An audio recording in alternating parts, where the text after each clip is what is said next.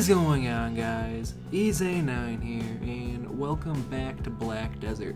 Now, I know I said I was going to do a video explaining the food of the ranger, but we're going to push that back and talk about something that is probably a little more important for right now, and that is a grinding location that I personally use and that I prefer over a lot of other locations simply because of how uncontested it is and how much money you truly make here, and also just the items that drop. The items that drop here gear you immensely when you're first starting off. So if you have enough DP to come here, absolutely 100% come here. But yeah, let me show you why you should grind rogues.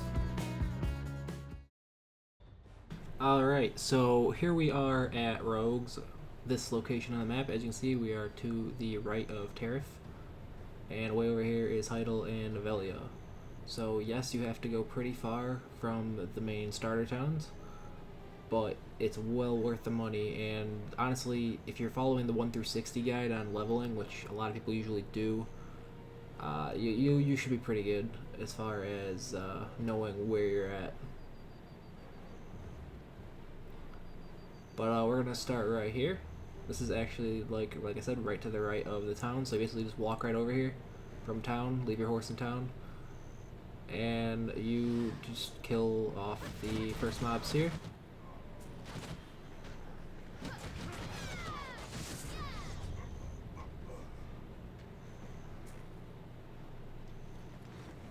Now usually right here there's gonna be a big guy and some more things. Kill them off.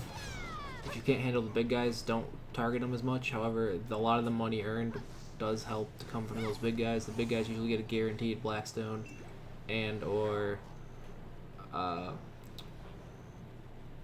scroll per se, or a boss scroll, stuff like that.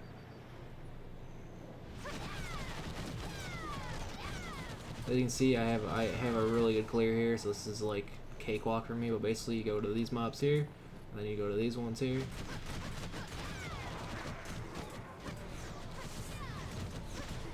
And every single, all the way through this rotation, you're going to be seeing these big guys. If they're there and you can't handle them, you might need to either go get some more DP or just try to work around them, because they do hit pretty hard for Sergeant Pool for sure.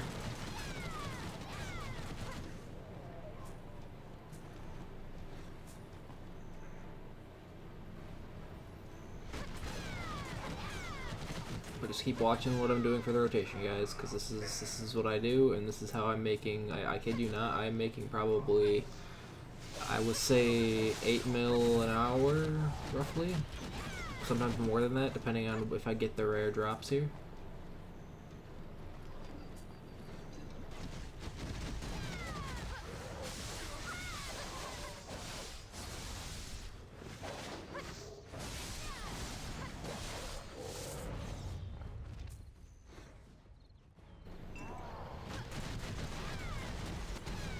You can see these are the big guys I was talking about. They do have a lot of health. I'm at 180 AP at this point in time, so I do take them down pretty quickly.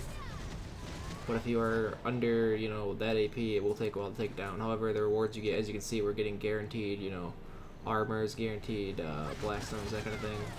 They're really nice rewards. I've killed them and gotten nothing before, but it's not very common at all. Usually they give you stuff, and they usually spawn every 2 rotations, so of what the one I do currently.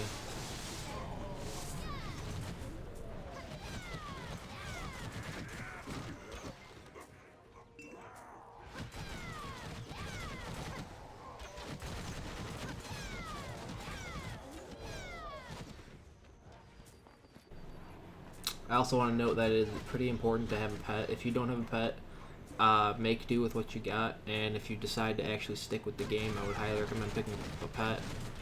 I know the cash app's kind of expensive, I get that, but it's very well worthwhile if you get at least one pet. I actually have one, and then the penguin is an event, so they will give you free pets in the game sometimes, but it's very uncommon, and when it does happen, be grateful and make sure you get it.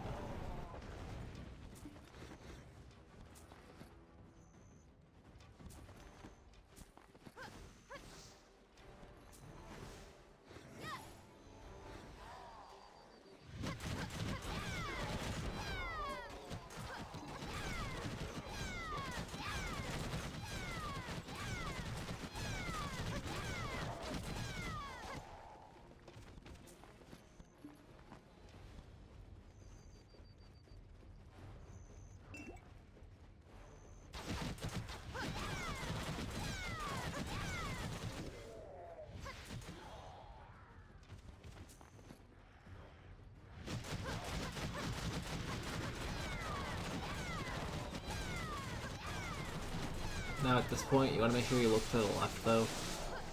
There's also normally a big guy over there. If he's there, I will go grab him here. It doesn't look like he is there, so we're gonna move on. Usually you can see him from this distance, so.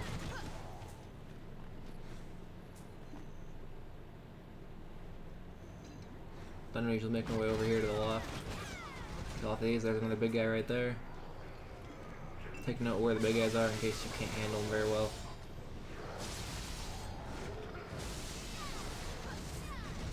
But they are probably one of the primary sources of the money, so if you don't have the DP, maybe hold off in this area. Probably 150, 100. Yeah, I'd say about 150 DP probably be fine. Probably lower even might be okay still with some classes. If you have block, sure, probably come here easily.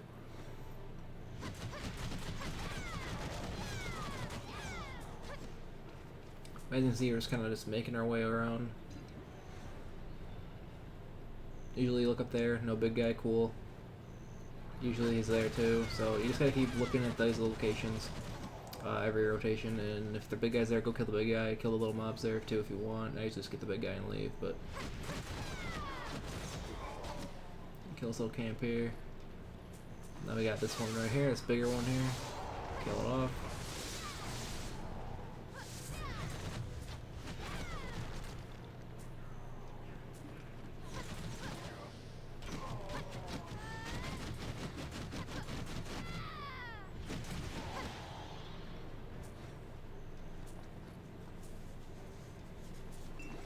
Now I am picking up occasional items because my pets do not pick up fast enough, so I do have to pick up like 1 to 2 of them usually.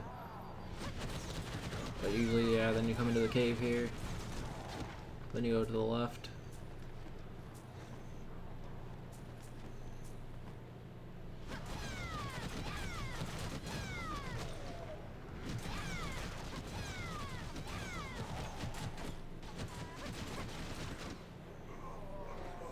Then you go around this thing here and look at that ton of enemies. Take them all out nice and quick.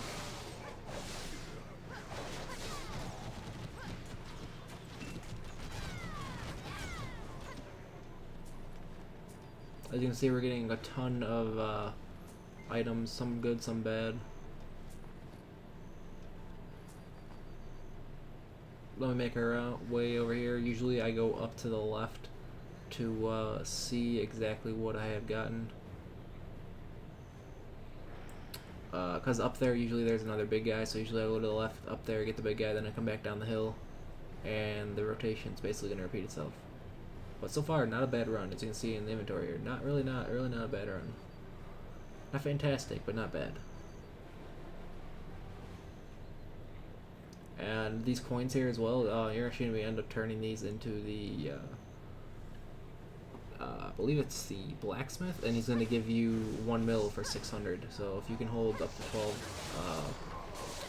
up to 1,200, you can turn in for 2 mil each time, which is roughly what I do.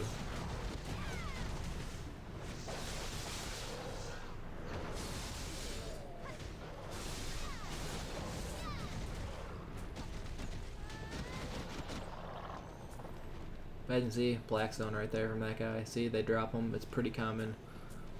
Pretty much it though, because then look at this. We're coming down the hill, and we're back at the start of the rotation. Now you just do the same thing. You know, go right here, go back up, and there you go. That is the rotation I use for rogues. Now let me show you what I got within 2 runs of rogues. As you guys can see, here is the results of the 2 runs at rogues. See, we did pretty good. I mean, we got a forbidden book. These are 700 thou to 500 thou roughly, right around that area for money. They also give you memory shards. If you get 5 of them, put them together, and you can run scrolls with the group, and you get memory shards. And those can sell for about 750 a pop. So this is very good to keep collecting these. Steel daggers. Steel daggers are what you should be doing on a ranger once you have bed gloves. So as you can see, ton of steel daggers here. Bronze dagger, what you should be using when you don't have bed gloves. So as you see, we both kind of daggers here. This is really nice for a ranger. The spot is like perfect for any starting off ranger around level 52-ish, 53-ish. If you got the clear, you know, you got your weapon to roughly plus 15, or maybe even around like you could probably do it around plus 13 or so.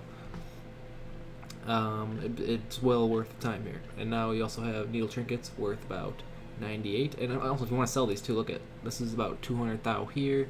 This is about 100 thou there. You got about 50 to 70 thou on both of these here. You have the 4 gold ingots that you collected from these. So you turn these into an NPC. To see where you turn them in, you right click it and it'll actually say pick NPC location. It's actually the weapons dealer here in Tariff. Then we have ancient silver coins. Now these, get a bunch of these and turn these in at the end, and well worth your money. Especially if the node connected, for sure worth your money and time. What's this? Talisman, another 200 thou item here. Captain Beg Scroll. These are really rare, but when you do get them, you know, this is more hunter seals and a chance at a bag glove. So there you go for that. Oros Ornamental Knot. This is good for the Dark Knight. Belt of Schultz the Gladiator. Now here's one of the 2 most important things, guys. Belt of Schultz the Gladiator. This is my current belt. As you can see on the right is what I'm currently using. Duo Belt Schultz the Gladiator. So I have the upgraded twice version of this belt. It gets 2 AP per upgrade, or 2 power per upgrade per se. And you know, 2,000 versus, you know, 23,000. Obviously, it's a pretty big number difference. But if you get enough of these here, you can actually keep attempting at getting it, you know, to duo, to try, and you know, because these are pretty common drop. These are not, they're rare, but they're not that rare. Now this one on the other hand is a little more rare. However, as you can see here, it is 7 AP compared to my Pry Necklace of Good Deeds of 8 AP. Pry Necklace of Good Deeds is actually 6 AP base, but it gets 3 accuracy. Necklace of Schultz though. Here's the thing, Necklace of Schultz, if it was upgraded, would actually be at Pry. See how this Necklace of Good Deed is Pry, will be 10 AP, so more power. And at Duo, it's actually 13 AP. So when you take that in consideration, this is actually a better option than the other thing if you have the Kazarka bow. If you do not have the Kazarka bow, or you still have a Uria, I would probably say get Necklace of Good Deeds still, because it's not too expensive on the marketplace. It's probably around like 18 mil, and if you keep running this, it's really easy to pick one up.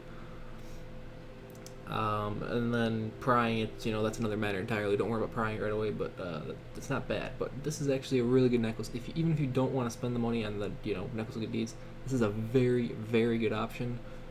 Especially because it's at 7 AP, which is, you know, only 3 lower than, you know, the Ogre Ring base. So, well worth money. As you can see, like, that's a good run, a good freaking run. You know, Armor Stones of 11 and Blackstone Weapons of 5, not bad. I also got a bunch of these. These are 20 mil, or sorry, 20k a pop. They're not worth much at all. Usually I sell these at the potion guy because I just don't see the point of selling these when they're not worth anything to me. Like, personally, that's like no money. I mean, sure, it could add up to about probably 100k, but it takes a while to sell these compared to these, so keep them off if you want to. If not, you can sell them. It's up to you. Depends how much money you really are in the need of. You can also see here, this is how much I collected, actually over 3 runs, but this is 2 runs. This is actually 3 runs. I left money in here from my last time, but as you can see, we're at about a mil 300k, which is pretty good. I mean, it's probably about a mil for 2 runs then, or maybe I'd probably say 900k per 2 runs of just coins. And the more your node is upgraded, the more coins you're gonna get. Alright guys, so that is my primary way of making money, especially when I was, you know, around Duo or so. I honestly, like, getting Try was probably one of the hardest things for me. And once I got it, you know, it really opened my eyes to how easy it really is to get, especially with this rotation. You know, 25 mil, sometimes an hour, probably, again, it's probably more around 8 to 9 around there.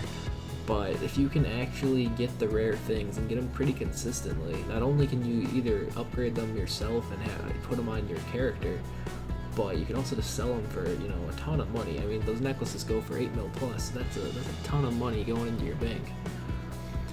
And when you have that and you have all that money, it's really easy to start, you know, making stacks and, you know, getting those try attempts, which honestly is exactly what I did, and I did it within probably 2 weeks of, you know, finding out this grinding location.